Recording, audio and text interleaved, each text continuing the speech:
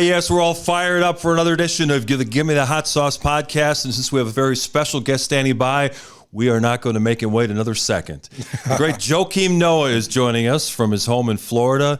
Episode 57 of Gimme The Hot Sauce. Joe, thanks for joining us. And I know everyone is excited to see you back as part of the Bulls family. You're serving as an ambassador. You've been back for a couple of games. What's it like to be back at the United Center and feeling the love from all the fans again? Man, it's so exciting. You know, it was such being in Chicago, playing with the Bulls was such a special time of my life, you know, and made a lot of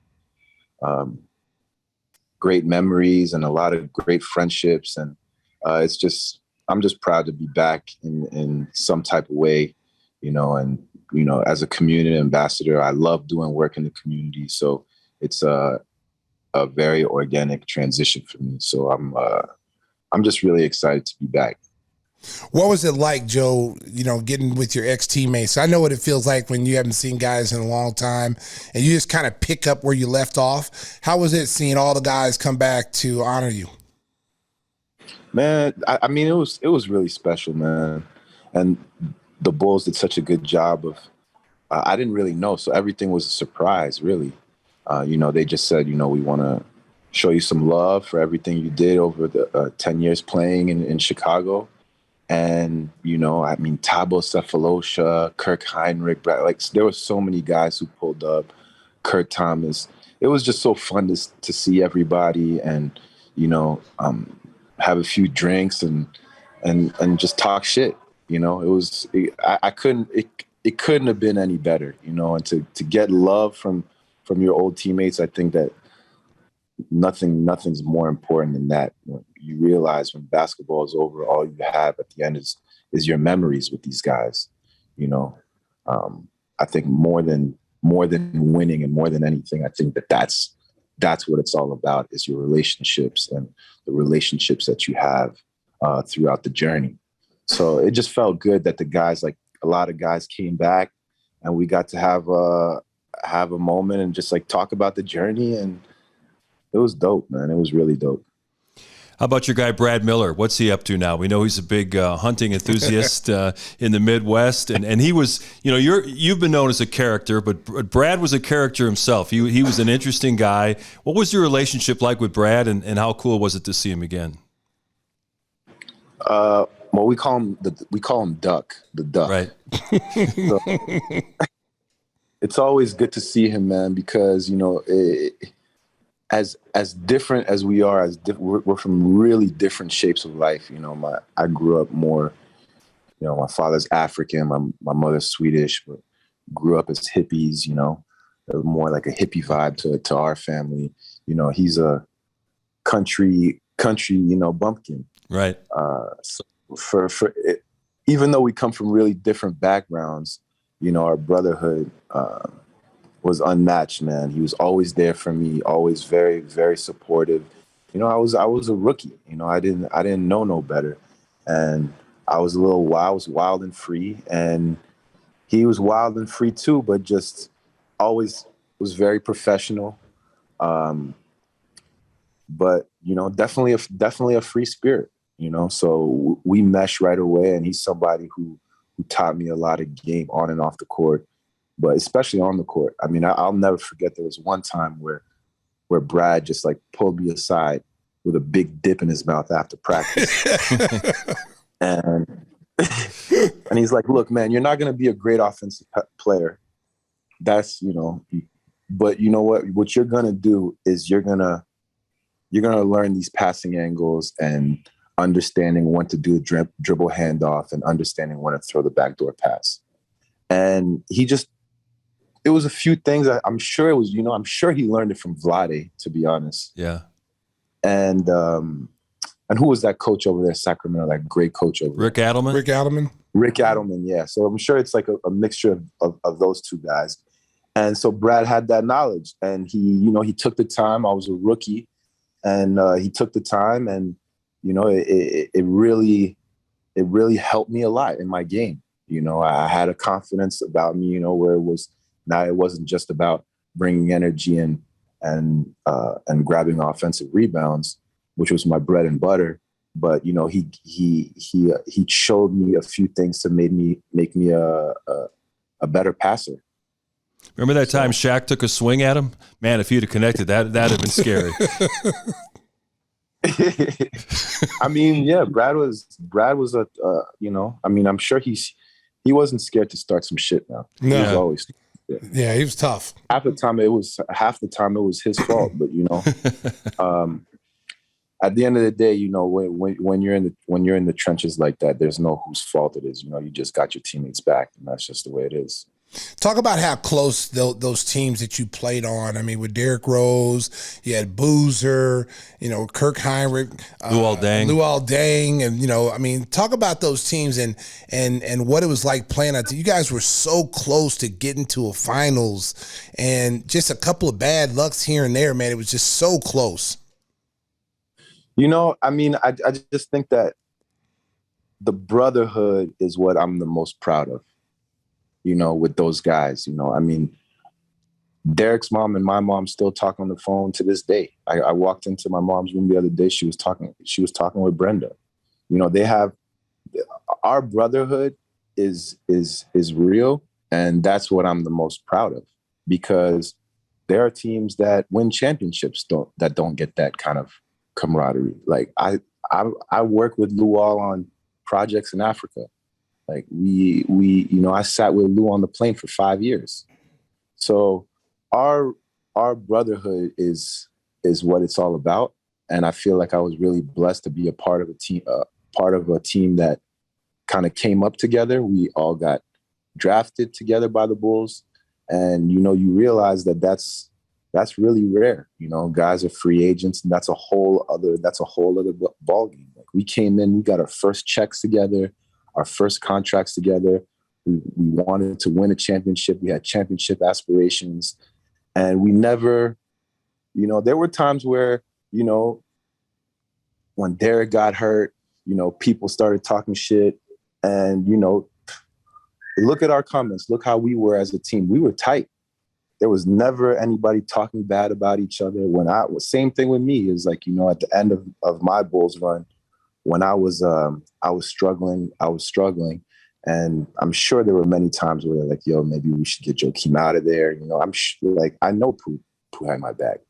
I know Derrick. I'm not out. That never changed. And you know what? I think that goes a long way. When you have your guys back, especially in those times, because you're gonna go through adversity during the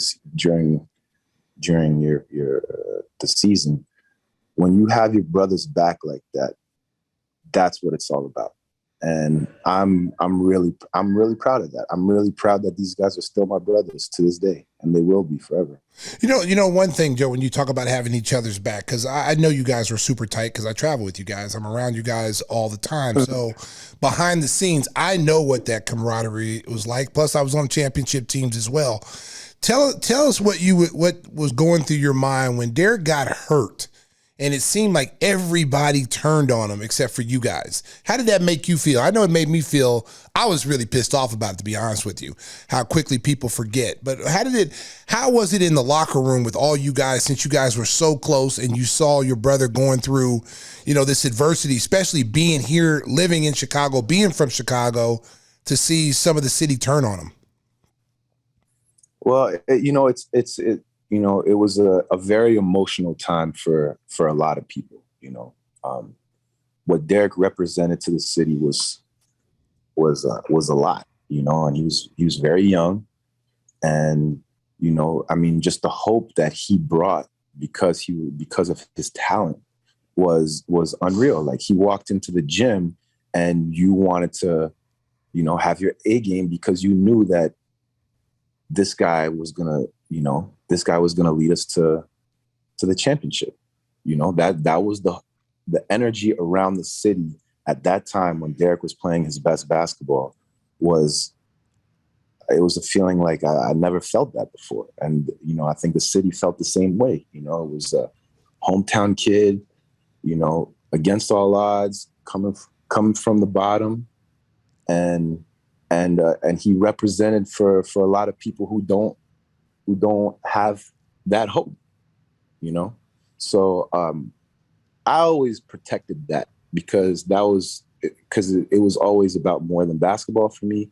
And I always protected that because I know what Pooh represents.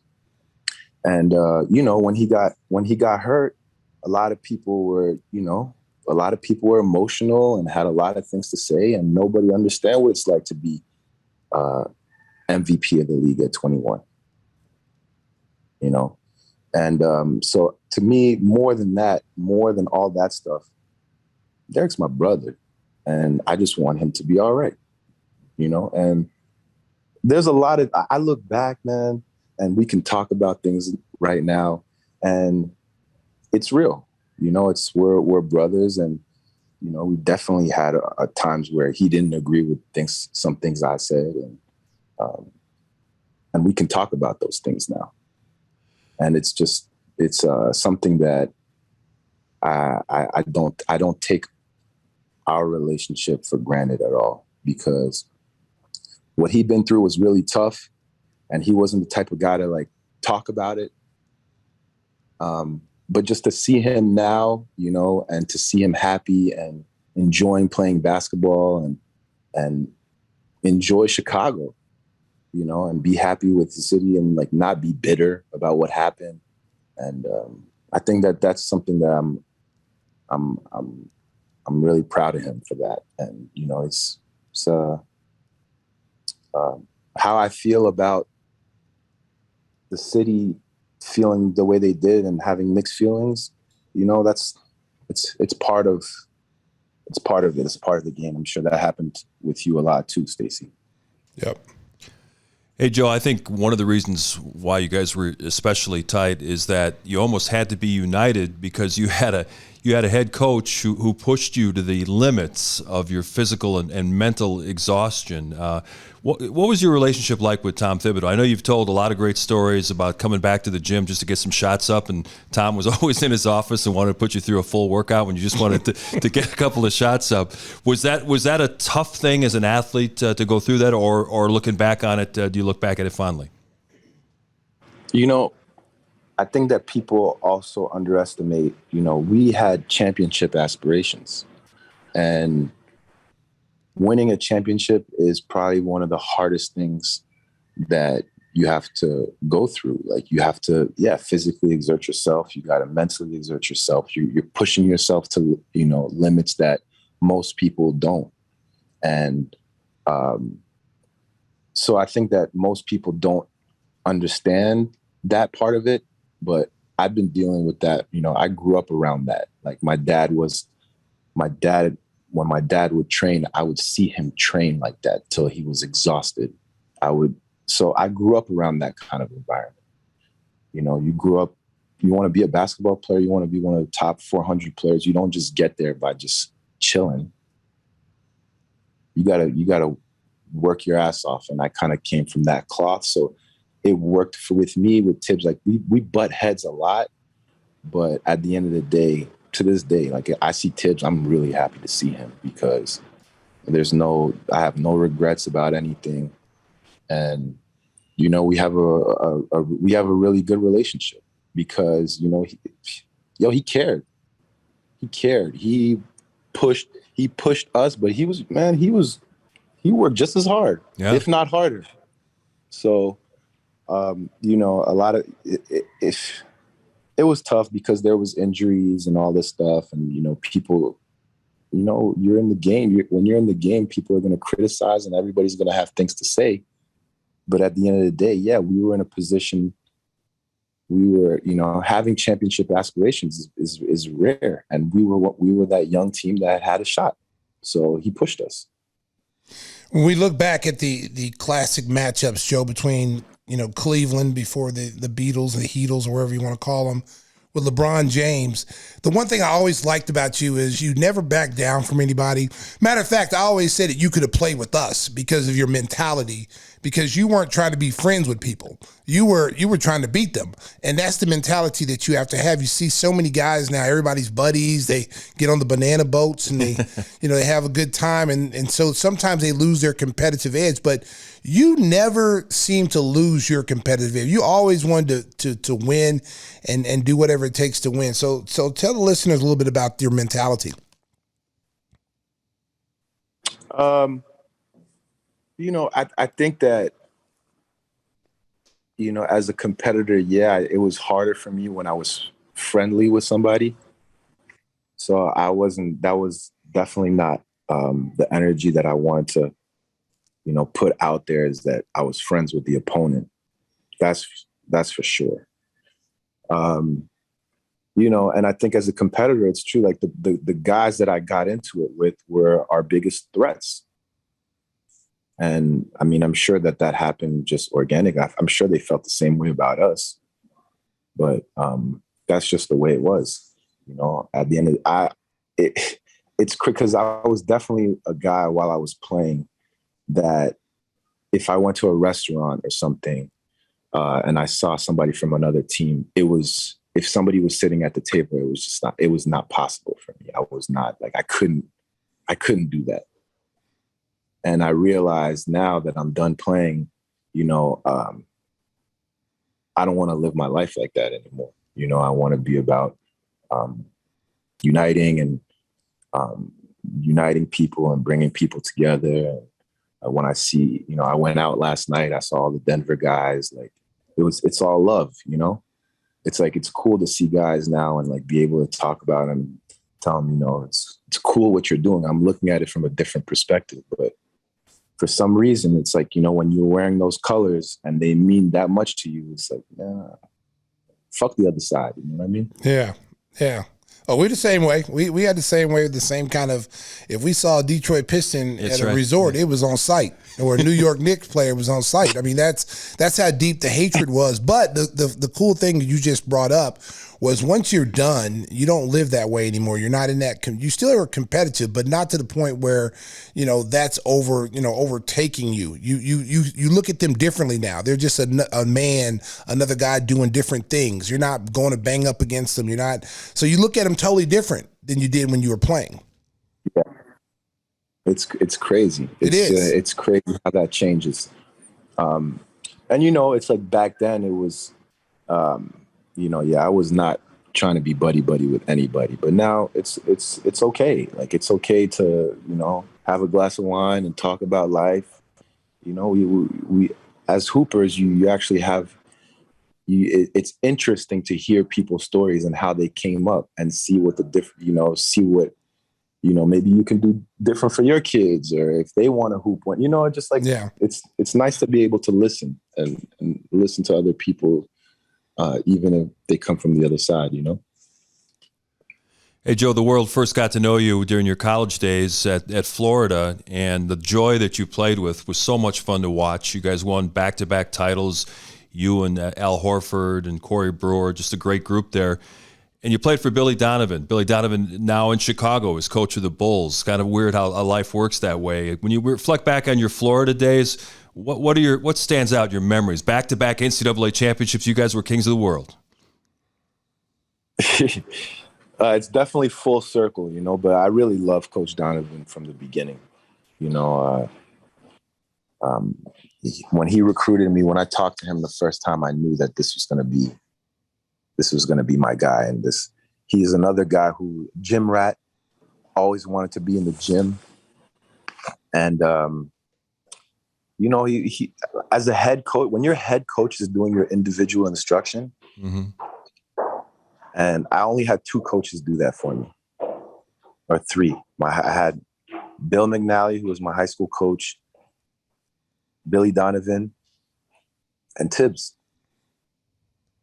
And when your head coach is doing your individual instruction, that you're with, you're being cared for. So you feel protected, and those were the 3 best coaches of my life. Tell our listeners, what it was like for you growing up, with your dad, who was a world class tennis player. Your mom was Miss Sweden. You know, she was almost Miss Universe. I mean, you got all these credentials, you know, all this bloodline. And then here you are, you know, you would think that you would play tennis, but you gravitated to basketball. So tell us a little bit how that happened and how, you know, growing up with your dad, Joakim Noah, and being in that environment and seeing those things as a young kid. Well, I think that, first of all, it was a blessing to have a father who was a professional athlete, because I got to see how hard he trained, you know, and I think that that's something that really shaped me, because I knew what it took to get there. Even though it was a different sport, you know, I saw the energy that he put into it. You know, I saw the preparation that goes into it.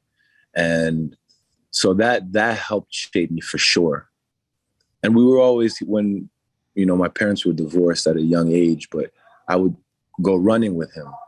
And he was always, you know, when I would get tired, I could just always, you know, that was what was interesting to see to him, was like to see how I dealt with training in the red, training tired. And was I going to be a bitch and stop, or was I going to, you know, keep fighting? He was big on that. And then, and also, you know, my father was, you know, he won the French Open before I was born, but, you know, he was a larger than life personality in France. And I think that it's also, I think that a lot of my demons was being able to, you know, have my own way and my own voice, and you know, and not being somebody else's shadow. I think that was something that, you know, shaped me as a player, and it's one of the reasons why I played so hard, was to have my own identity. Joe, you've always related to the people of Chicago. You've always reached out to help those in need, and your work through the Noah's Ark Foundation has been ongoing, even when you were continuing your playing career elsewhere. What is it about the city that really touches your heart and wants you to be a part of it? Well, I love Chicago, and Chicago gave me so much. They were always so supportive, and but Chicago is a place also that carries a lot of pain. And there's a lot of violence in Chicago. And, you know, I just felt like as a player, you know, it was very important for me to go out there and, you know, show face and show support, and more than anything, just listen, you know. And I think that that's something that I did a lot while I was playing for the Bulls. I knew what our team represented, and you know, I came from a completely different environment. So for me, it was just putting myself out there and getting out of my comfort zone and seeing where I could be helpful. I think was it almost became just as important to me as the games, as playing. And you know, and now to this day, I think that that's something that I'm really proud of. I feel like when I walk around Chicago, my friends come from a lot of different backgrounds, you know, rich, poor, black, white.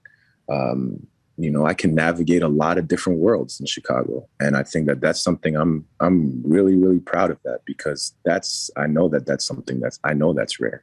I know that's rare. Yeah, I think that's one of the reasons, not just because of your hard play, but you walk the walk and you talk the talk. You were in the communities, you were, you know, trying to curb gang violence, trying to bring police and gang members together. You had these basketball teams you set up. You know, there's a lot of things you're doing in the community that people still talk about to this day. And it's good to see you coming back and going to be in that role again.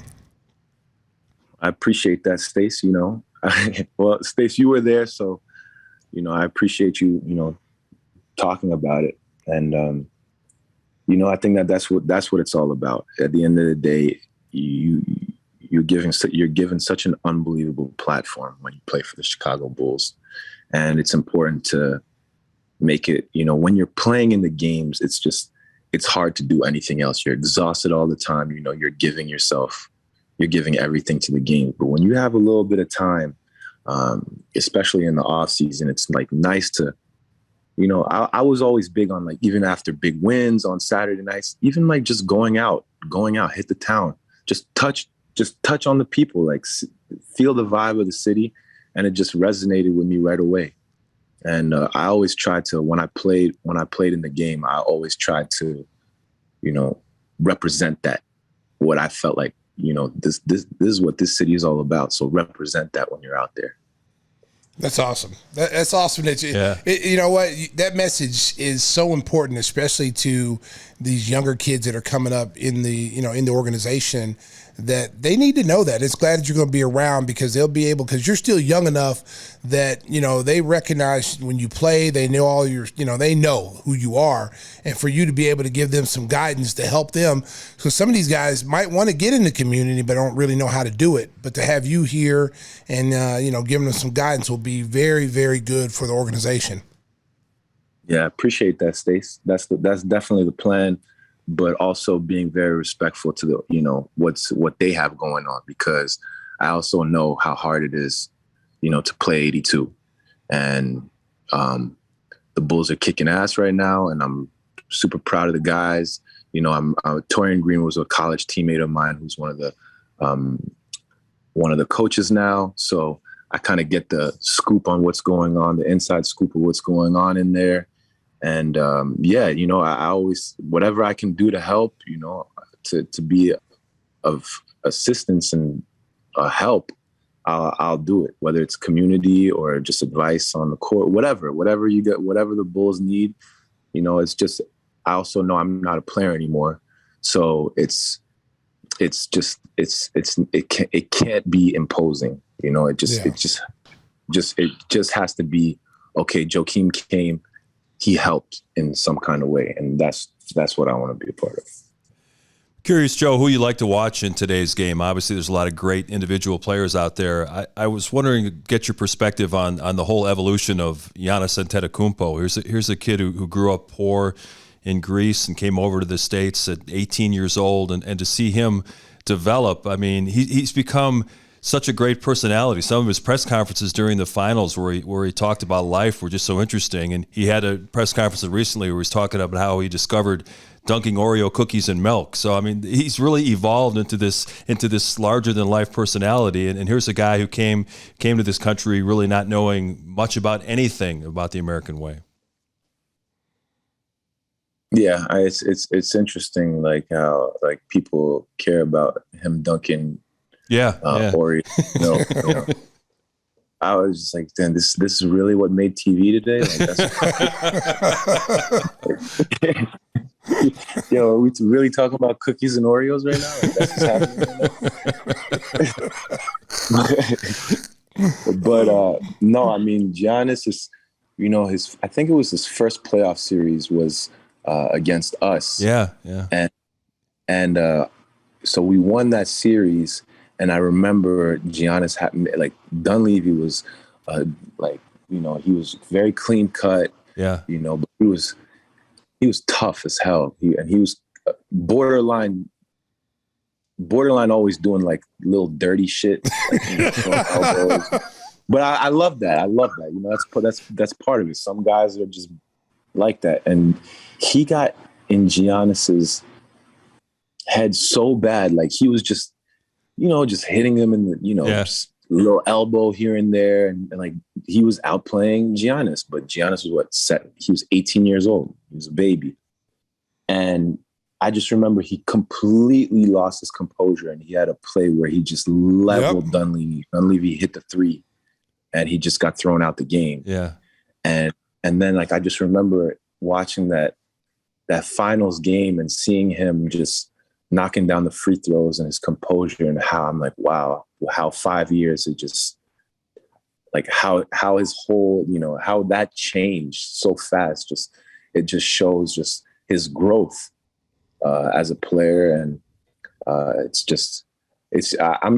so cool to see that, and to have like that perspective, like just being out there and playing against guys and competing against guys. And he's like an 18-year-old kid.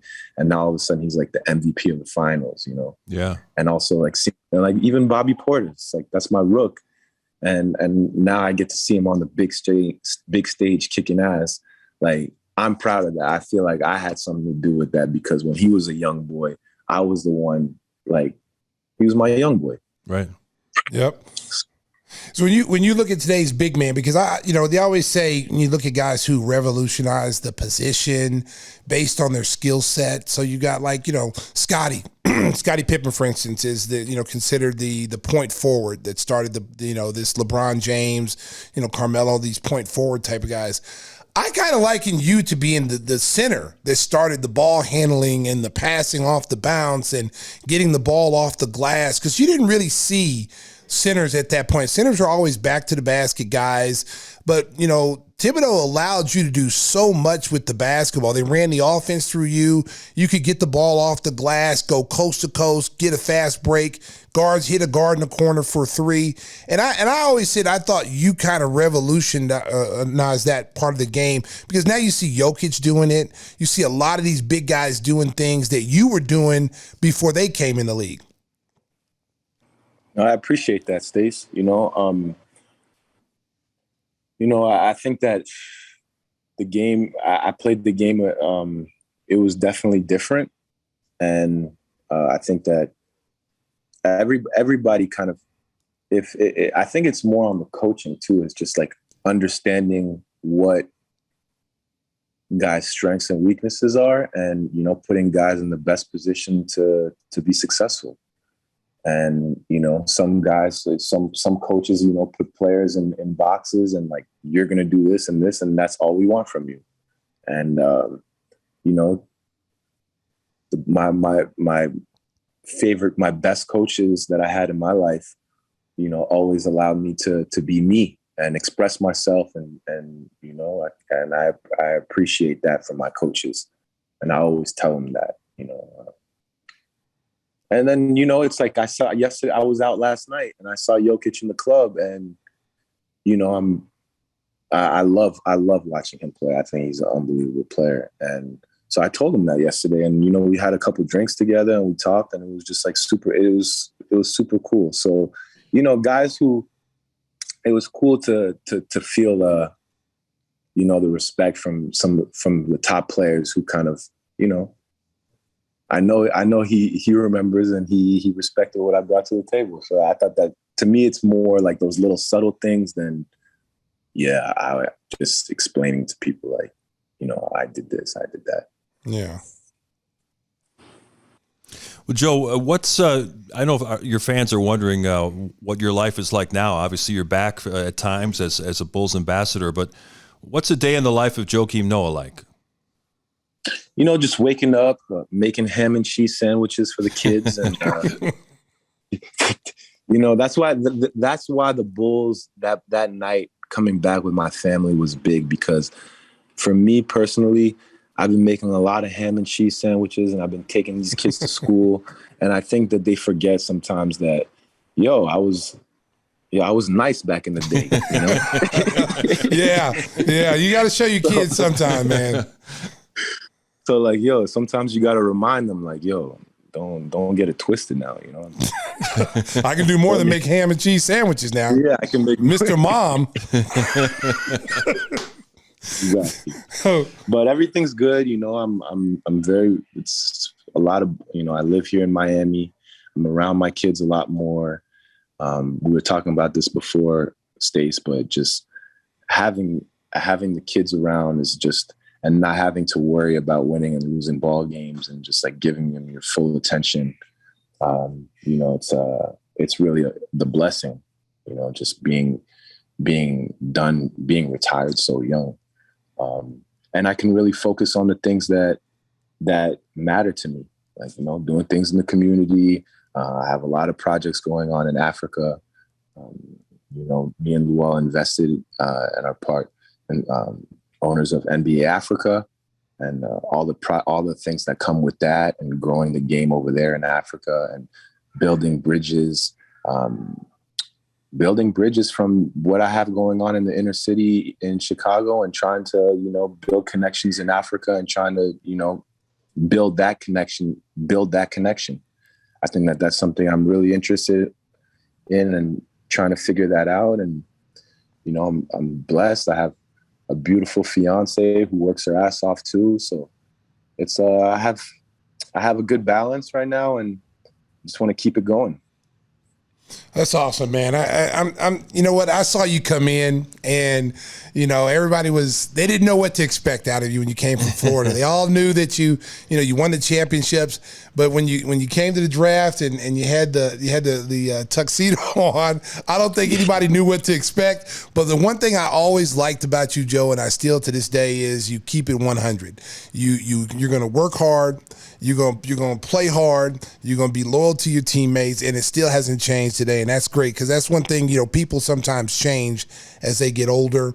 And they kind of forget where they came from. You've never done that, and you've always been one of my favorites. You and Joe, you and don't be putting that up. You get ready to show them this. Okay, yeah. So you and Pooh have always been my favorites, man. And Luol, dangerous. Y'all have always been my favorites, man.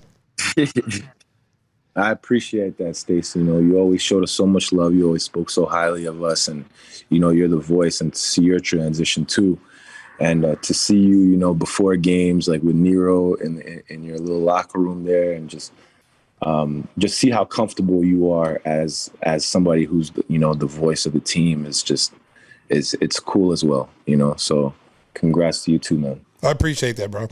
Hey, Joe, before we let you go, Stacey mentioned the suit on draft night, and when you were back here for the game against the Knicks, they had a bobblehead with that. I don't know if you got him for the kids, but Stacey's always told me, I don't know if you can see on the screen here, that his bobblehead, his talking bobblehead, is a collector's item, that they're selling them on eBay for like all kinds of crazy dollars. Do you think the Joakim Noah bobblehead is going to rival the talking Stacey King bobblehead? Man, I don't know. The talking Stacey King bobblehead is probably all-time classic. Yeah, it's pretty big, Joe. It's pretty big, Joe. It's pretty big. Big time.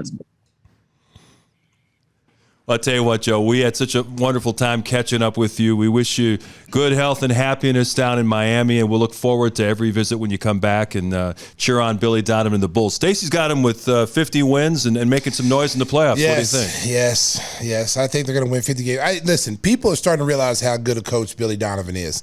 Last year's team, they won, I think what 28 games? Yeah, they played 72. Okay, so the thing last year with that team, it wasn't really an NBA roster. Like, they didn't have all the players that he needed, but they still were in the top 12 defensively in defensive ratings, defensive numbers with that team.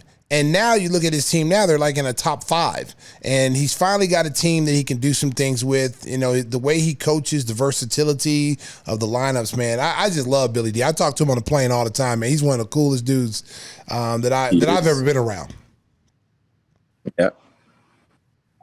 Well, I mean, and it starts with your coach, it's like that's your identity. And, more than just a great coach, I have stories about him for days of just, this is like one of the top humans I've come in contact with. And, he's the head coach of the Chicago Bulls. So,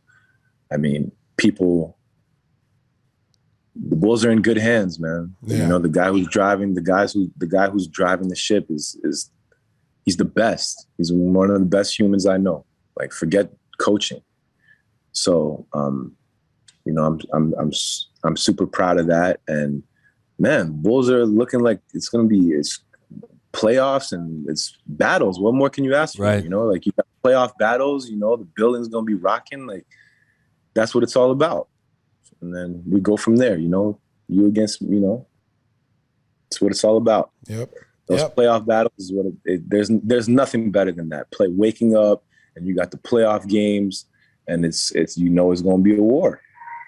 And, the Bulls are going to be in that position. And what more can you ask for? Have you vacationed in Cleveland anytime soon? Are you planning on going there?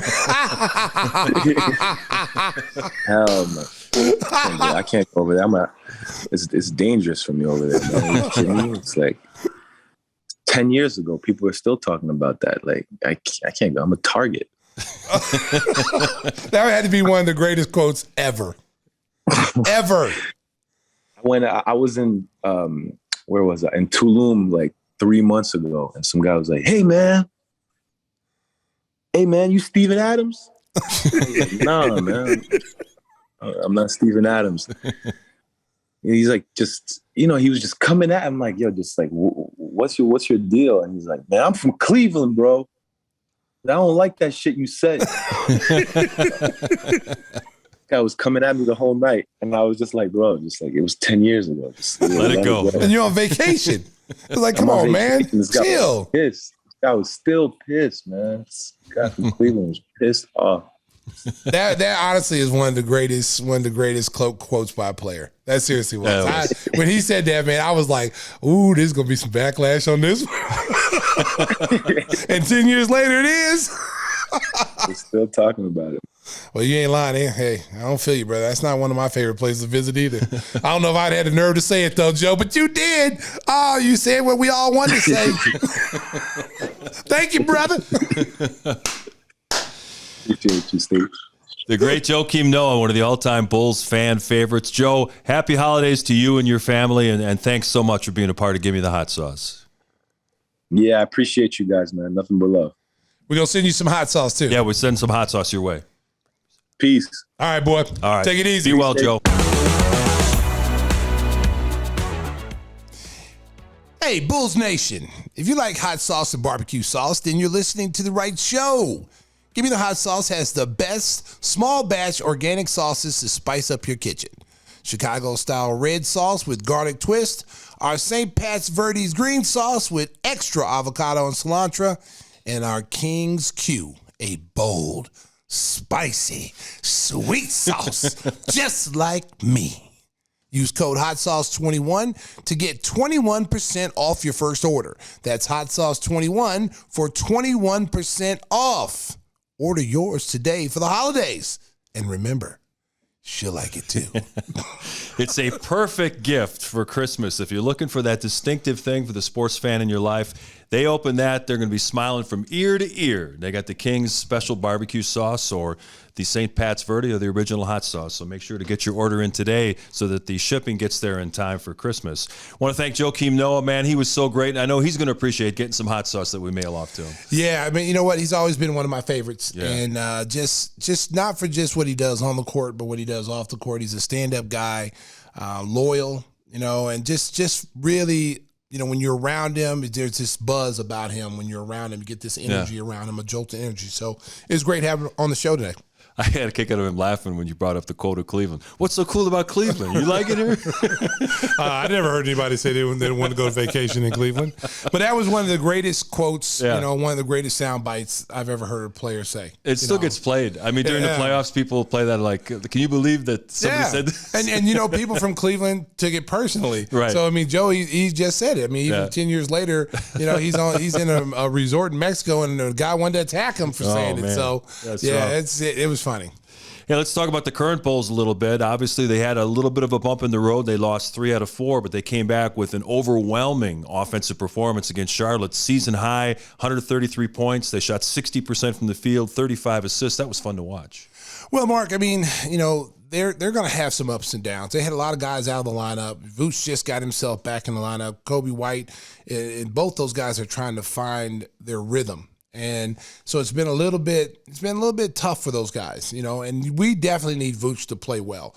If Vooch does like he did last night against Charlotte, scores 30 and gets 15 boards and a couple of blocks and assists, we're going to be tough to beat. That's the Vooch we need to see every night. That's the all-star Vooch that we saw in Orlando. That's the all-star player that, people know, and he's got to play at that level. And I think a lot of it has to do with just understanding, where he's going to be on the floor, where he's going to get his shots, his points, playing with different people. Vooch is used to being the man. He's used to being like the number 1 or number 2 option. In Orlando, everything ran through Vooch. He was up at the top of the circle. He touched the ball on every single possession. But on this team, and then last year he was the number 2 guy with Zach, so he touched the ball a lot. But on this team right now, he's not the number 1 option. And it's not by choice. It's because you got Zach on one side, you got DeMar on the other. Both those guys are in the top 5, top 6 in scoring. Mm-hmm. You got Lonzo Ball that is the true point guard. So there's so many more people, so many more pieces in this chain that makes him have to adjust his game a little bit. And I think once he figures out how to adjust that game, maybe he doesn't average 23, 24 points a game. Maybe he averages 18, but he still gets 14 or 15 rebounds. He was pretty honest in his post-game comments, referring to a lot of the things you just mentioned. He said that when he was in Orlando, he was the guy, that he was always going to get a lot of touches automatically, and he had to learn again how to fit in with a group with a couple of isolation scorers in Zach and DeMar, and he says now he's starting to feel a little bit more comfortable in the offense, but he was never worried about his shooting. I mean, he's a career almost 50% shooter. That wasn't going to be a problem. So it was good to see him, come out and have a game like that, and I think it's really going to bode well for the rest of the season. Well, we've got the Knicks coming up. We got the Brooklyn Nets this weekend, so we definitely need him to play big because he didn't play in the last game, the last time we played the Knicks, and we did win, but it was a tough game. We could have used him, we could have used him out on the West Coast trip. I mean, especially in Portland when we needed to slow down a little bit and get some, easier baskets. We could have used him in that game, but I really like the way this team bounces back from adversity. They don't, they lose a game. They don't sulk. They don't, let it stay with them. They get on to the next one. And, Indiana came in there, after the Knicks win, the big win against the Knicks on a Monday night or on a Sunday night. And then you played in the Monday night against the Pacers, who, when you look at their record, you're saying, oh, we should beat them. But they still are a very good basketball team. And I think what they showed, you can look at it one or two ways. The Bulls were tired from the 10-day road trip and then the Knicks. Or was this really the Indiana team that's a playoff caliber team that now they're starting to get everybody healthy? Mm-hmm. Is this going to be a team that's going to be a thorn in the Bulls' side? Because just watching that game where the problem was that they were much more physical than we were. They punched us in the mouth from the very start. And then they're 2 inside guys, which when we go small, if you go small against the Chicago Bulls, there's going to be a pretty good chance you're going to lose. Okay. Right. It's when you have dominating big guys that can rebound, offensive rebound, score in the post, also pick and pop. When you have those types of bigs and you utilize those bigs against the Bulls' smaller lineups, that's where the Bulls have problems. One of the things I noticed yesterday that really stood out to me was that I thought we saw another step in the maturation, the growth of Zach LaVine as a leader. There were reports in the morning that Zach, wasn't feeling well, had some flu-like symptoms, was running a temperature, and a lot of guys during the course of an 82-game season will say, it's all right, I'll sit this one out, let the other guys carry it. He made a point of getting out there and playing, and not only playing, but playing well. 25 points, made some big baskets to hold off a Charlotte rally in the second half. I think it says a lot because a lot of people, there's mixed emotions about Zach. Some people think that he's an empty stats guy, and he's always said, the only thing I care about is winning. And he's showing that with what he's doing on and off the court this season. Well, I mean, to be a leader, you've got to lead. And these are situations, Michael Jordan didn't miss games because he was sick. Michael Jordan didn't miss games because his toe hurt or his ankle hurt. He played. Scottie didn't miss games. So when your leaders are playing, then it sends a message to everyone below them. Like, I can never miss. When I was on those teams, you could never miss for being sick unless I had 105-degree temperature, and then even then I'd probably be dead. But you couldn't miss if your star players, your best players didn't miss. So, and I think Zach sent a message like, hey, listen, I'm a leader of this team. I can't miss games. I got to go out there. If I can walk and I can move around, I'm going to play. And so I think that showed a lot. He's also been playing with a hurt thumb. Most guys would have set out. Maybe Zach would have set out, 3 years ago when the team wasn't winning and there was no need to go out there and press it and hurt himself, especially in a contract situation year. Maybe he sits out. Maybe his agent makes him sit out. But I think he realizes this team has a chance to be good. He's a big reason why this team is good. And he's going to go out there and DeMar's lacing him up. Because when you're in the locker room, Mark, you know about everybody else's injuries. Right. Okay, the outside people don't know. The media doesn't know, fans don't know. But when you're in that locker room, there could be guys out there, DeMar could be nursing something, but he's showing up every night. Lonzo Ball could be hurt, and no one knows this, but except in that locker room. And so when you got guys seeing people that are hurting or going out there and playing, it makes everybody, tighten up the bootstraps and let's go. One of the guys you and Adam always talk about on the broadcast is Alex Caruso, and he just brings a smile on my face watching him because it is all determination, all out effort, and he makes so many game-changing plays that I think the average fan maybe doesn't notice, but you guys always point him on the broadcast. He is so important to this team's success, and I think the fan base is really starting to realize that now. Well, I saw how important he was when he wasn't in that Indiana game. He missed that Indiana game. Yeah. The energy level wasn't there. See, AC forces everyone to play at a higher level. He's a guy, like, he's a coach on the floor. If he was a football player, other than a cornerback, a shutdown corner, he'd be a middle linebacker. Yeah. He'd be a Singletary. He's telling everybody where to go. Right. He's coaching guys up on the defensive end. There was an interesting play the other night. They were running a zone against the Bulls, and he got the ball, flashed the ball to the middle, which I've been saying the whole night, flash to the middle. He got the ball in the middle, and then he scored a bucket.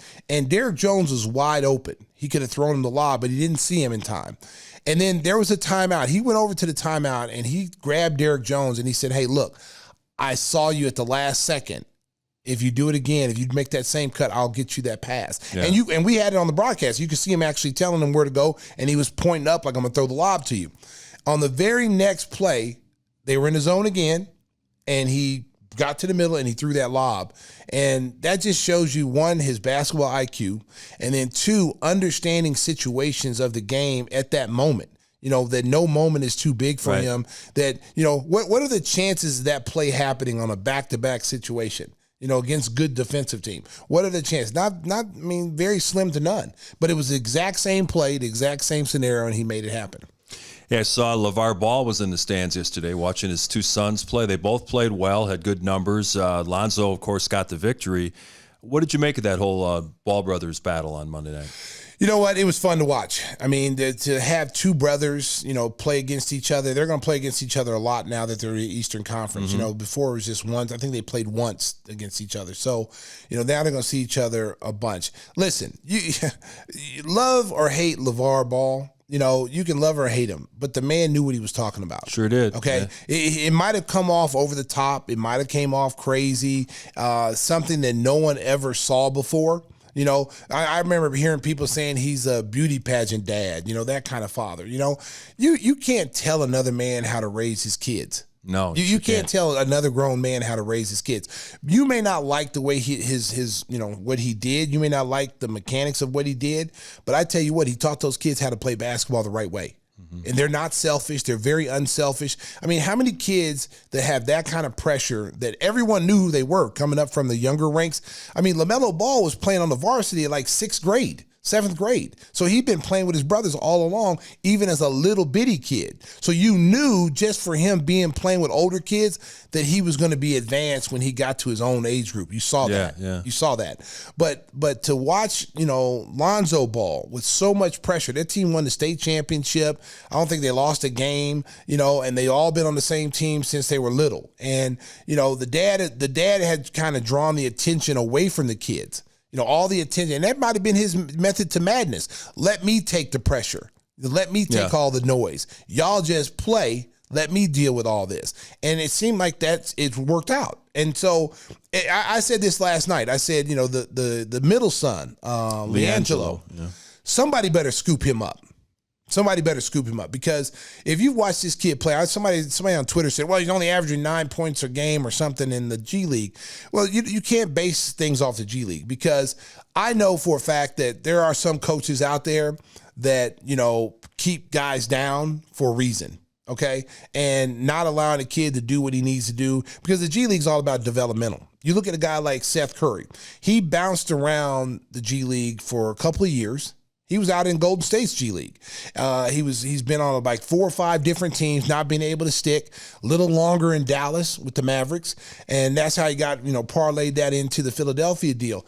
He is now probably the second or third most important player on the Philadelphia 76ers. Yeah. We played them twice this year, Mark, and they're running isolation plays at the end of the quarter for him to get him off. Not Embiid, of course Simmons is not there, but they're actually running plays for Seth Curry. This is the guy that nobody wanted. He was around another guy, Gary Payton III, was in the G League. Dad was Gary Payton, the Hall of Famer.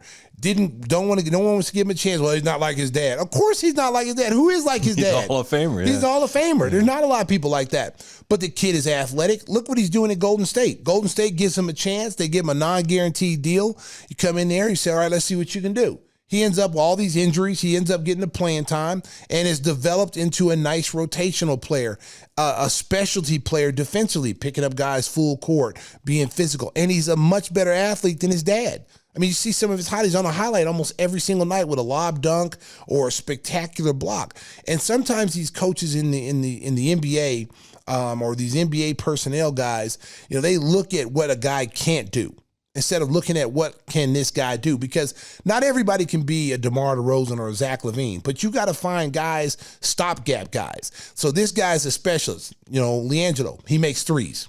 He's got high basketball IQ. His brothers are in the league. The apple doesn't fall far from the tree. He just needs an opportunity to show what he can do.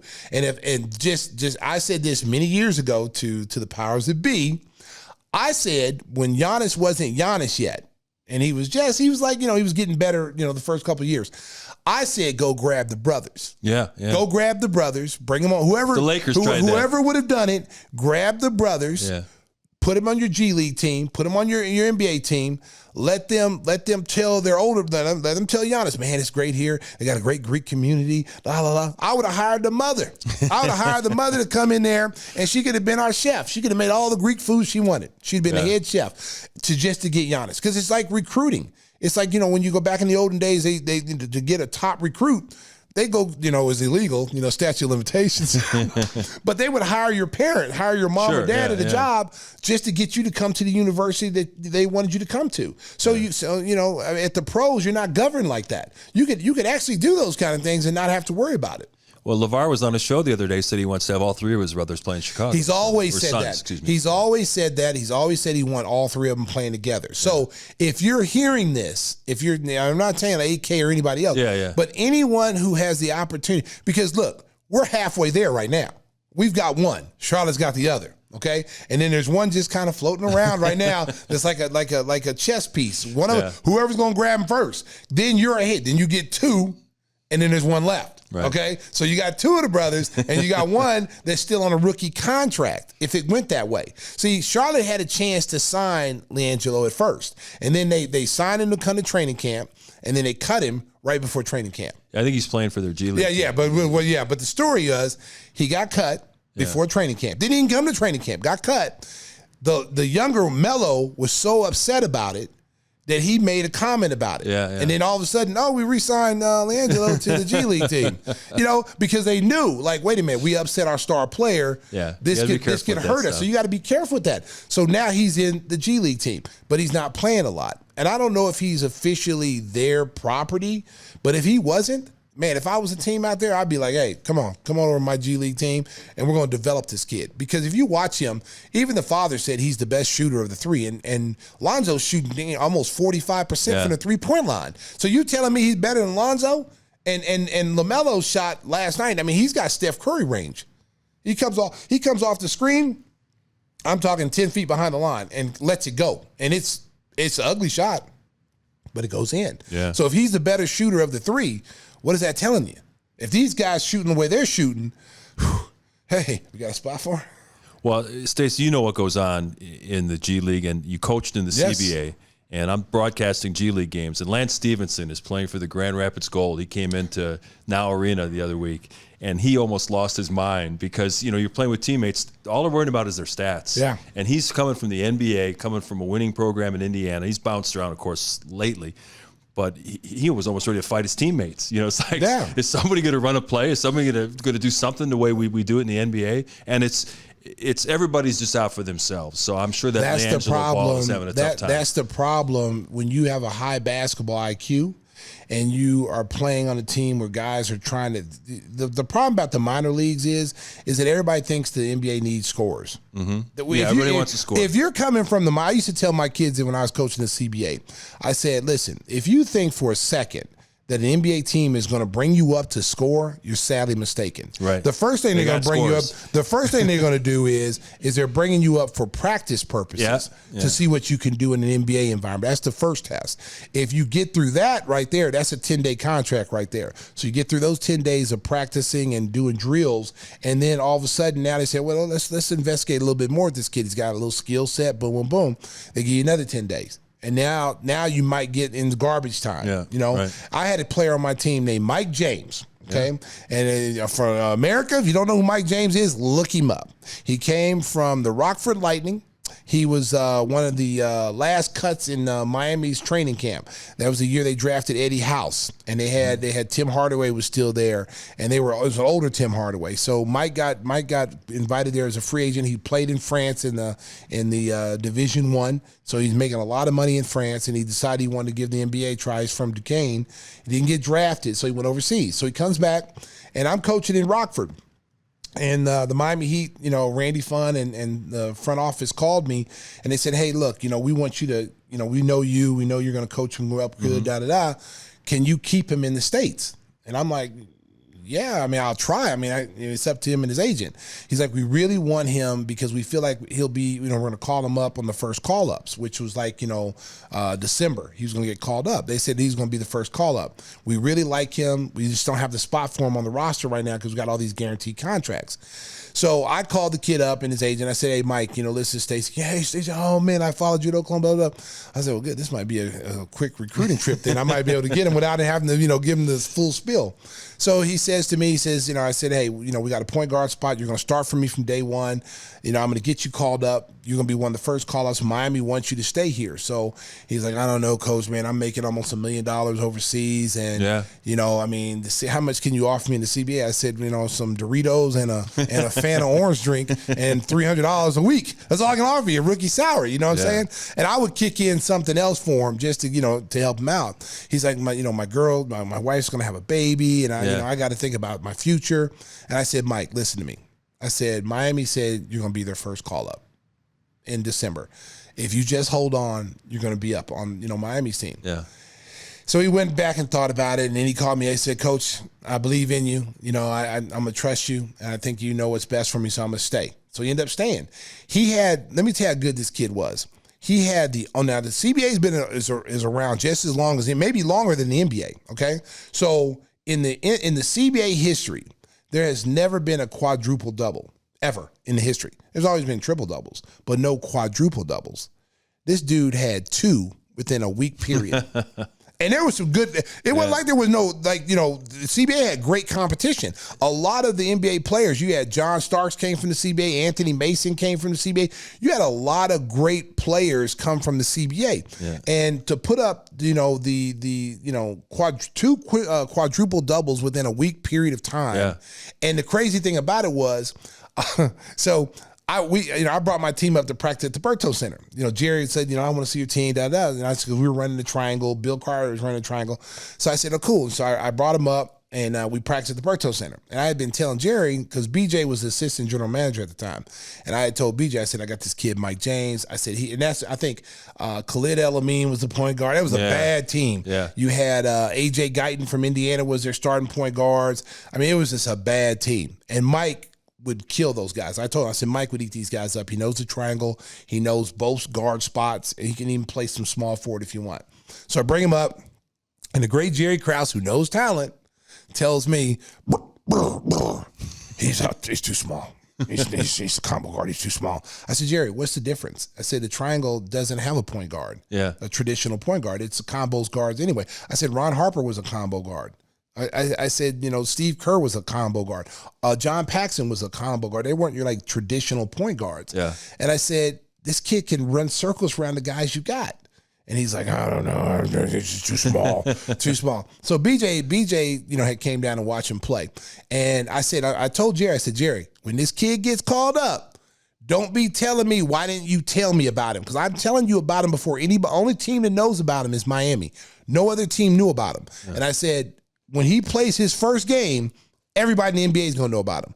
And he's like, oh, I don't know. He's just too small. He's just, you know, Jerry's always like, if Jerry didn't discover him, then he's no good. Yeah. See, I discovered him. Yeah. So I don't know what I'm talking about, Stacey. You're good at what you're doing, but you don't know talent like I do. I'm like, I said, he will be the first NBA call-up. And Jerry's like, I don't know. So lo and behold, first game, like 35 points, 14 assists, you know, 8 steals. You know, unbelievable game. San Antonio calls. Right? I mean, after the first game. And that's Tony Parker's first year as a rookie. They had Terry Porter running the point guard spot. Terry Porter was hurt, and they didn't want to put Tony Parker in there. So they wanted to get a more of a veteran type of guard, which Mike was like 24. So he was older than Tony because Tony was 18, I think, 17, 18 years old. And so the Spurs wanted to call him up. And so I called Miami. I said, hey, y'all better get this dude now. And then, so like a week went by, and he didn't go to San Antonio. A week went by, and then he put up the quadruple doubles, like 2 quadruple doubles within 7 days. So he played like maybe 10 games in the CBA, averaged like 30 points a game, like 10 assists, 10 rebounds, and 10 steals or something like that. So he had those quadruple games, and then everybody was calling. New Jersey, everybody was calling. So I get on the phone, I call Jerry. Jerry, you better get on this kid, man. He's going to be gone next week. BJ said, you know, I don't know. He's not better than what we got. I'm like, oh. I said, all right. I tried to tell you. Then all of a sudden, I called Miami. I said, Miami wasn't going to bring him up till December because they had no room for him because they had all these guaranteed contracts. And they had Eddie House was their number 1 pick. And you know how teams feel when you have a number 1 pick, they don't want to be going to the you know, G League or the CBA makes them look bad. Yeah. So that's why they held off on him. But then when they found out that he was being courted by everybody, like, oh, you tell him he's going to get on a plane, we're going to send him a ticket right now. And he was gone. Yeah. And he never looked back. He never came back to he ended up parlaying like a 2-year deal there. Went to like Boston and played for Rick Pitino, and then signed with the Pistons during the championship, when their championship run, and signed a big multi-year contract there. So he got paid. And the cool thing about it was this kid was such a hard worker, the work ethic. He would call me, Mark, like practice would be at 10 o'clock. He would call me like at 6:30. He's like, Coach, can you meet me at the gym at 8:30? Yeah, sure, let's go. I'll meet you there. He would shoot 1,000 jumpers, you know, working on only game shots, you know, ball handling. And all the other kids would look at him like, oh, he's just trying to brown nose for Coach. He's just trying to get on Coach's good side. I go, no, he's got NBA aspirations. Maybe y'all might want to jump on board. This isn't the same Mike James who played for the Bulls. Yeah, played for the Bulls. Yeah, okay. Yeah, and he played till he was almost 40. Yeah, he played till he was almost 40. Yeah. And he probably still could play right now. I mean, I'm sure he's killing guys in the rec center. Yeah, he's killing the rec center right now. They're getting ready to hang up his T-shirt up in the rec center because he's been dropping numbers. Right next to Timmy Whisper's jersey, right? Oh, no, his number never got retired. Yeah, no, we vetoed that. Yeah, we want to shout out our guy Timmy Whispers. He's got some high-level business going on, so he's not with us today. But he's down at the McCormick place trying to sell medical stuff, medical supply stuff, and he was at the game last night. He left us in the trusty hands of Pavel. Yes, so we're good. DJ Pavel. You know, DJ Pavel. He's been mixing and matching up here, and we feel very confident in Pavel's ability. Yeah. Hey, I know another guy who was probably at the game last night is our buddy Jeff Vukovic. You know, when it comes to your insurance for your home, auto, or business, make sure you contact the king of insurance, nationwide agent Jeff Vukovic at jeffvuk.com. That's jeffvuk.com. And Stacey, you almost broke the ratings yesterday with the version of the nationwide jingle. You gave him the long form. I gave him the Jill Scott version last night. Yeah, Adam almost fell out of his chair. I know he did. He almost jumped out of his chair. He couldn't believe it. You know, I take it to another level. Okay, because everybody. I was the first one of all the broadcasters that sang this, and now everybody else like, and Nationwide's on your side. So I thought back in the day, I thought I'd add a little pizzazz to it. So I started singing it, and now it's a staple of every game, and it's a staple of the Gimme The Hot Sauce show. So last night I decided, because I said, you know what, I'm going to take it to another level. So I'm going to make people follow me instead of because it's easy to go Nationwide is on your side. Yeah. Then you don't look original. But when you go out the way to sing another verse to it, now you're original. I'm going to see how many people follow the king to the top of the mountaintop. That's right. Ain't going to be too many people. I don't think anybody's going to try that. So America, I'm going to give you the remix of the longer version that we sang last night. Are you ready? Because she'll like it too. Someone you can rely, who's always on your side. That's why there's Nationwide. That's why there's Nationwide. Nationwide is on your side. Woo! Give me the hot sauce. Pavel, don't be laughing, Pavel. Pavel's over there laughing. Pavel enjoyed it. He's going to run right out and get a policy, you know? Yeah, that's right. I'm not just a basketball analyst. I'm an entertainer. I'm an entertainer, America. Nationwide is on your side, so make sure you contact our buddy Jeff Vukovic. That's for my man Jeff Vuk. Insurance needs. That's for my man Jeff Vuk, because, like, listen, Jeff Vuk believes in us when no one else did. That's He right. was one of the first people to step up. Him and Bubble Up. Those are the first two people that stepped up to the show and sponsored us. And we appreciate it. We really appreciate it, and that's why I do what I do for Jeff. Hey, before we get out of here, it's been a wild weekend in college football with coaches just jumping here, there, and everywhere. And I know it started out with something that probably bothered you with Lincoln Riley bolting the Oklahoma program to go to USC. And you wonder, is that really a good move? I know financially it is because you got a ton of money, but Mark, USC it's not easy to win anymore out there. Let me tell you something. America, when you're one of the greatest Sooners of all time, yes, I am one of the greatest Sooners of all time, I get inside information that no one gets. Of course. Okay. So I turned over a few rocks. Yeah. Got met in a dark alley with some people. You know, a couple of people wore Groucho Marx masks. They didn't want to be seen. Okay. So word has it that Lincoln Riley was not excited about the SEC move. Okay. Oklahoma's move to the SEC. Yeah. That was more financial gains and for the university. But as a football standpoint, he did not like that move. And it's not the fact that he felt like they can't compete. It's the fact that, you know, when you're going there, you know, you've been dominating the Big 12 with Texas and Oklahoma State for so long that, you know, every year you got a chance to play for the national championship or at least be in the Final Four with the way the new polls are and stuff. And all you got to do is just win your games. And now you're saying, I got to go to the SEC. I got to play Florida, Georgia, Alabama, all these SEC teams, LSU, and I got to play all these teams now where I knew I could go undefeated or maybe lose one game in the Big 12. Now there's a possibility I could lose 2, 3, and then on top of the recruiting, to have to recruit against those schools at whatever school you're at. Let's say he went to LSU, or let's say, he stays at Oklahoma. Oklahoma still, would get top recruits, but you're still going up in the SEC against some powerhouse schools. You're not going to get everybody that you wanted to get like you would get at Oklahoma, because the allure of Oklahoma to recruits was, okay, yeah, we can avoid Alabama and Georgia. We can play for national championship every year we go to Oklahoma. That was the allure of all the recruits coming. Now that allure is not there, because now you're saying we're going to the SEC in a few years. He didn't want to do that. So he was like, you know what? I don't like the way he did it. Because, it's betrayal to your team. Because now the rumor is that maybe he didn't coach as well as he should have coached against Baylor when they lost, or against Oklahoma State this past weekend in Bedlam. maybe he left things on the table. There's a whole bunch of rumors going around of why he didn't win those games, and to see him just, hightail it out of there. All these coaches, how can you be mad at players now transferring? The portal now is just opened up. It's like the Avengers. They're just jumping out. Everybody can leave now. The number one recruit in the class of 2022 or 23 that signed with Oklahoma originally, a 5-star quarterback out of Southern California, now has reneged on that. And now he's just signed with UFC. Of course. Yeah. So this wasn't something that just happened a week ago. This is something that's been talked about behind the scenes for a while, and that they knew that. And I guarantee you that Lincoln Riley was telling all of those recruits, because all of them now have reneged. All their top guys have reneged. And I guarantee he was telling them, like, hey, look, I'm going to go to USC. Come on, wait, don't sign anything yet. Boom. And that's what happened. Now they're supposedly bringing Bob Stoops back. So he's going to be kind of like the Night King in Game of Thrones. He's going to try to resurrect the program, because we are hurting right now. It's really bad, because now, we're not going to be, we'll be in an average bowl now, because we lost 2 games. We had an outside chance to get in the Final Four had we beat Oklahoma State, and we lost. We never lose to Oklahoma State, but it's just bad. It's a bad time right now, but the Sooners will be back. Is Stoops going to be a candidate for the permanent job, or he's just going to coach the one game and go back to broadcast? I honestly think he's going to take the job again. Oh, okay. Because he's familiar with it. He won there.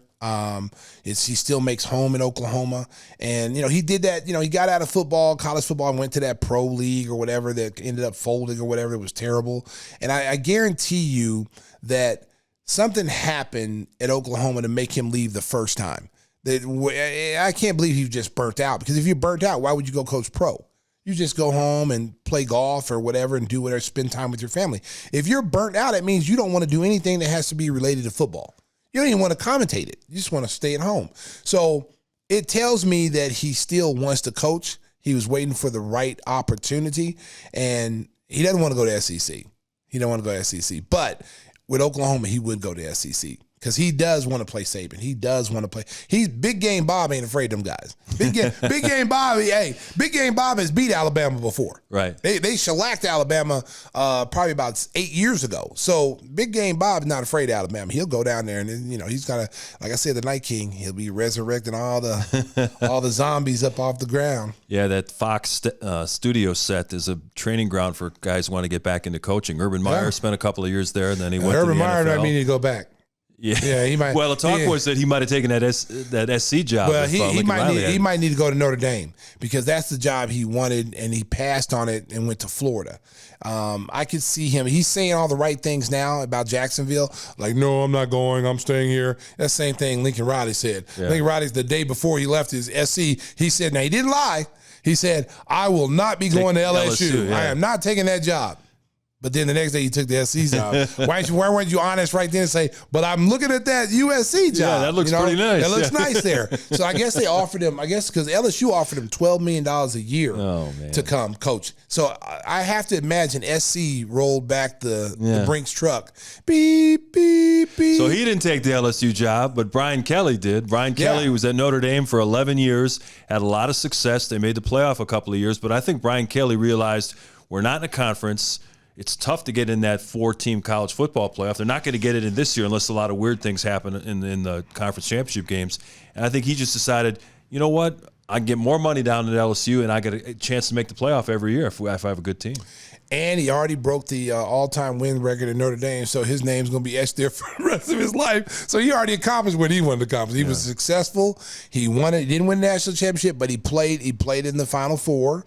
He's won a lot of football games. So now he's like, hey, what else is there for me to do? Because they're, like you said, they're not in the conference, so it's going to be very hard for them to crack the top 4 unless they add teams in their schedule, those powerhouse teams, to play like they used to bring Miami in. And they're not doing that anymore. They're playing the Sisters of the Poor, and then you get beat at home by Cincinnati at home. And Cincinnati's going to probably play some for of the teams that they've scheduled almost every year, teams like Stanford and USC, are teams that have been good in the past. They're just lousy this year. Yeah, they're terrible. They just brought down their whole schedule. The thing that was weird today, though, was that there were reports on Twitter that Brian Kelly spent 2 minutes telling his team that he had a team meeting very early this morning, 2 minutes, didn't wait to hear any questions or interact with the team at all. And I was like, my private jet's waiting to take me to Baton Rouge, so I got to go. Well, here's what I would have done if I was a player and a coach did me that way. After all the blood and sweat and tears that I've given you, I don't mind you going. Right. You should be able to give us a little bit more respect than that. We did everything you asked us to do. We busted our ass for you. We bled. We played when we were hurt. And you can't even give us more than 2 minutes? So what I would have done is I would have went to the kitchen. I would have got some eggs. So I would have got anything that I could throw at his ass. And as he's walking and waving at people outside, we just egged him. We just throwing all kind of food, flour, cake flour, frosting, steaks, raw meat, whatever. Yeah. Good luck, coach. Because I'm telling you, man, it's really sad because, everybody gets mad at the college athlete when they want to go pro. Right. He shouldn't go pro. How many coaches have you ever heard say, well, he's not ready, because they want you to stay another year at their program. So then you get college coaches now, they get paid money, they get all this money, and then, they're gone to the highest bidder. And I went to school. How many kids went to Notre Dame because of Brian Kelly? How many kids did he come into their household and say, hey, look, I'm going to be there for your whole career? Yeah. And then think about if you're that freshman, that red shirt freshman that he told your parents, he's in good hands with me. He's going to get a good education. He's going to play for a national championship. And I'm going to be here his whole 4 years. Make sure he graduates. He's gone now. So it will be interesting to see who replaces Brian Kelly at Notre Dame. There's been some talk about maybe elevating an assistant coach. I believe Marcus Freeman was the name I read. So we'll see what happens on that. I want to tell you a couple of other sponsors that have been part of our show here at Gimme the Hot Sauce, including a local company, Angel Water. It's Chicagoland's largest water conditioning service for healthy water, for a healthy you and a healthy home. Angel will test your water for free with the code KING21. Call 847-382-7800 for a free water test and healthy water plan with the code KING21. Again, that number, 847-382-7800. It's what Tim Kelly has used for over 20 years. So with that kind of endorsement, Stacey, I'm sure the phone is going to be ringing off the hook at Angel Water. Yeah. We remember last week he talked about boiling his ribs in toilet water. So I don't know if that's Angel Water. So, but I mean, I thought about what he said. I was like, okay, never eating any more ribs at Tim Kelly's household. All right, last topic before we get out of here. We've been talking about money, and it's been flowing like crazy in Major League Baseball. How about the Texas Rangers paying $600 million for a pair of middle infielders, Corey Seager and Marcus Semien, both great players? That's a whole lot of money. Oh, man. You know where the money should go is pitching. Yeah, but they always break down. They always get hurt. Yeah, but, pitching is, you get you a durable. Look at Max Scherzer. You got the money. Max Scherzer, but he's durable. Yeah. He's durable. He's going to give you 7 to 8 innings every game. But they only play every 5 days, though. I don't care, Mark. You gotta, unless you're getting a guy like, I would even say, because the kid from Houston, not pitcher? The shortstop, the second Carlos baseman, Correa, Altuve and Correa. Yeah, those are the guys like that are going to play every day. They're durable. Those are the guys. Correa's a free agent too. He can't wait to see what kind of money he's going to get. Oh yeah. I mean, if Corey Seager got $325 million. Correa's going to probably get $350. And I like Carlos. Carlos is a good dude. He was on our show. He was on our show. He's a friend of the program. Yeah. He said some stuff about Derek Jeter, though. Did you see what he said about Derek Jeter? Yeah. He wasn't deserving of those gold gloves. Do you know what Derek Jeter did? Derek Jeter just said, I know Derek Jeter wanted to say more, but Derek Jeter took the high road and says, hey, look, that's his opinion, whatever, da-da-da. But deep down, Derek Jeter's like, how many championships you won? Right. How many teams do you own? I'm at a whole different level, bro. And then, wait a minute. How many starlets have you dated? That's right. Yeah, you're not on my level, bro. You're not known for the Derek Jeter farewell party. And not too many people can play in New York City. No, a lot of pressure, that's for sure. I mean, even with the Mets, you saw Javi Baez. And he signed with the Tigers. He got out of there. $140 million. He got out of there. He's like, okay, this is enough of this. I can't play down in this place. This is, Chicago. I was spoiled in Chicago. Where's Chris Bryant going to go? They've been talking to Seattle, the Phillies. Not a lot of glamour teams are in on him. So, the Mets spent their money on Max Scherzer, 3 years, $140 million. They also signed Starling Marte, a center fielder. So they've spent a lot of their free agent dollars. It'll be interesting to see where Bryant and Anthony Rizzo wind up. I don't think either of them are coming back to the Cubs. I think the Cubs have closed up shop. They signed a backup catcher, Yan Gomes, and free agent outfielder Clint Frazier, who's not done much in recent years. Well, I don't see Rizzo leaving the Yankees. He's a if they give him a decent offer. He's a left-hand stick. They didn't like the way the season ended, but he had a great season for them coming over. So I don't see them letting him walk. I don't know how much he's actually worth, but I mean, a lefty stick, he can play every day at first base. He can DH for you in the American League. Now that's too valuable. And the Yankees they're not afraid to spend money, so they'll do whatever they have to do to keep him.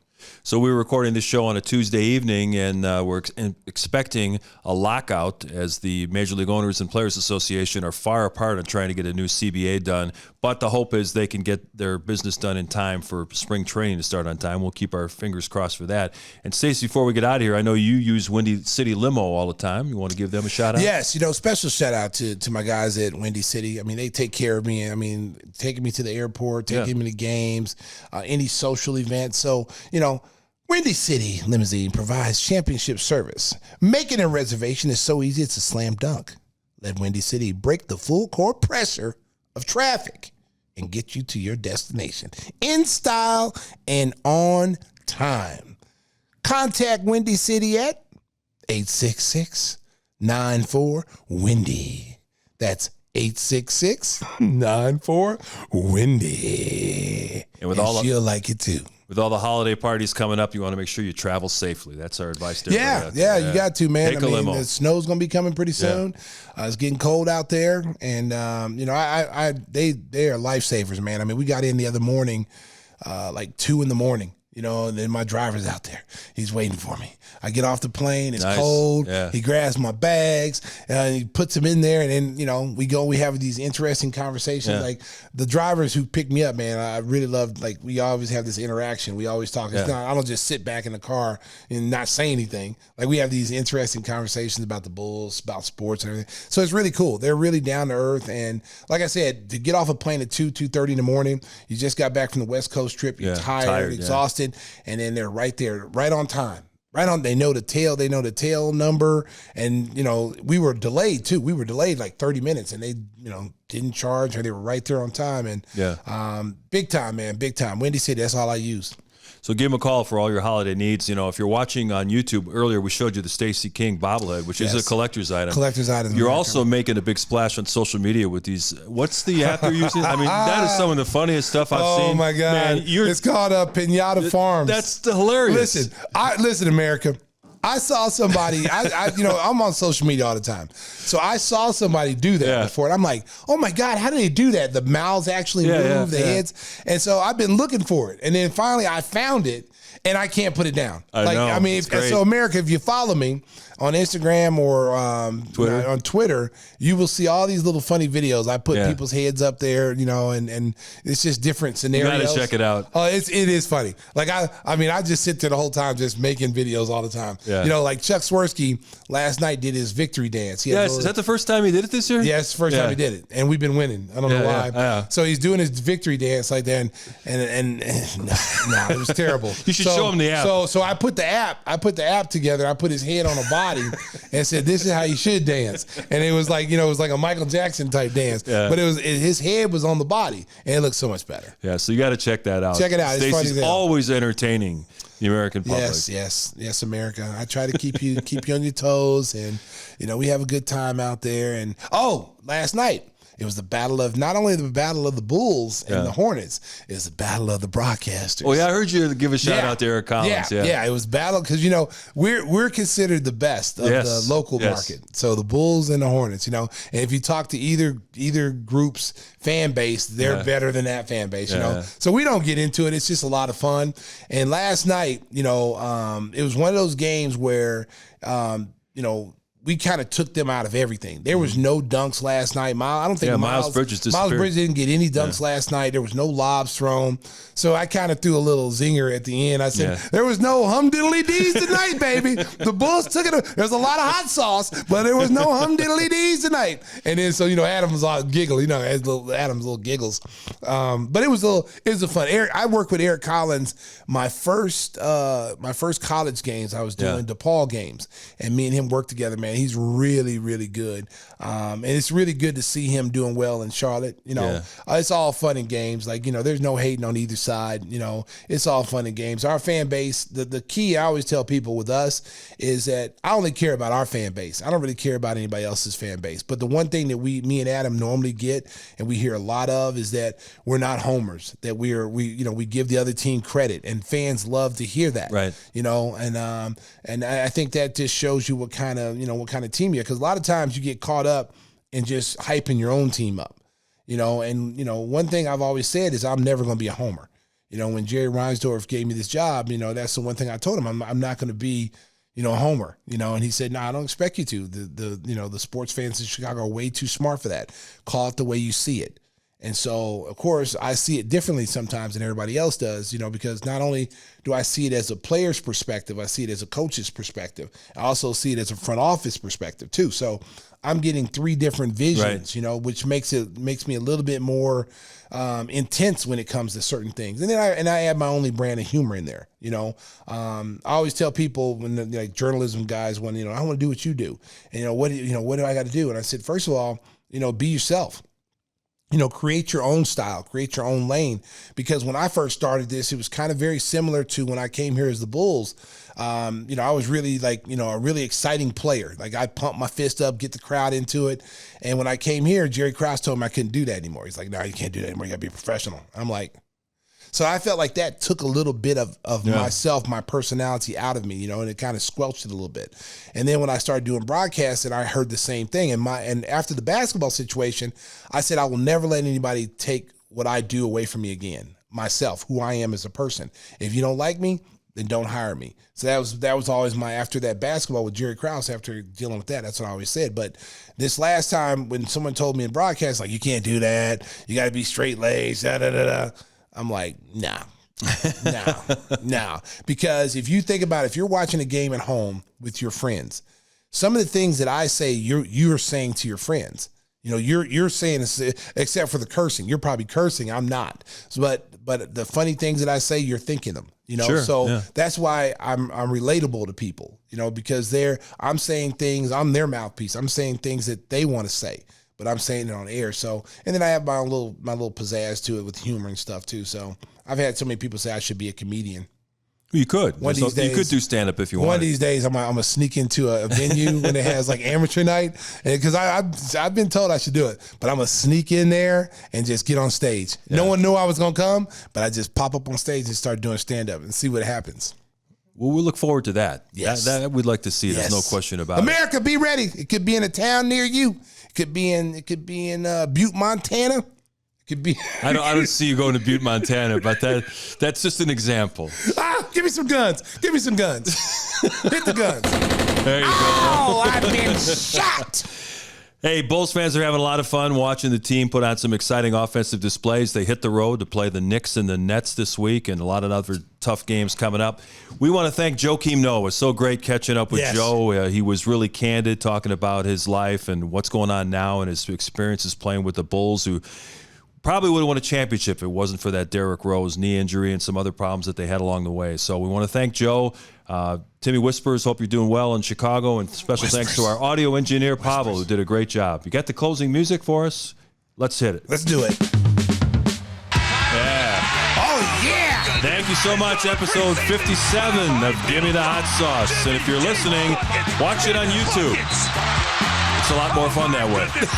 Stacey, bring it on home. Drive home safely, Chicago. Beep, beep. And while you're in your car, remember, she'll like it too.